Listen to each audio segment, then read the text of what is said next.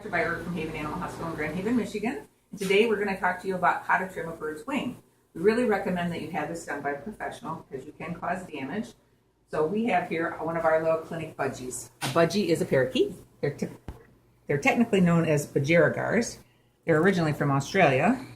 And we use a towel when we catch these guys because we don't want them to be afraid of your hands. So we use a towel, and you always want to make sure you don't compress the chest on a bird because they can't breathe then. So Caleb is going to roll our little budgie over so that I can access the wing. And then I'm going to show you the different layers of the feathers.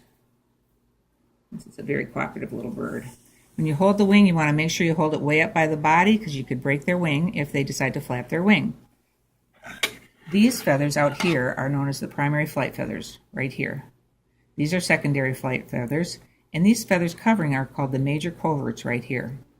Now when you're trimming a budgie, you have to take all the major flight feathers because they will be able to fly still otherwise. So we carefully reach up here under the major covert and snip, just like that.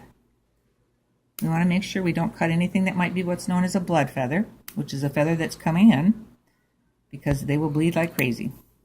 There, that's probably good enough for that wing right there. You do have to do both wings in a budgie because they will still be able to fly otherwise. So Caleb's going to roll this little budgie over here for me, and we will get to the other wing. And he's really a good little bird for this. This is a female.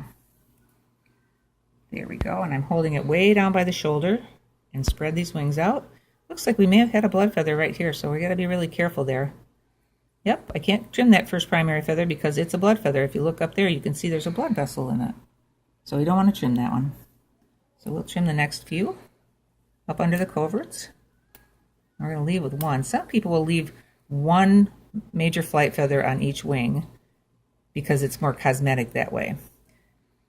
But a lot of birds can still fly, so you have to be careful because the whole point is to keep them from flying. There, that's all it took.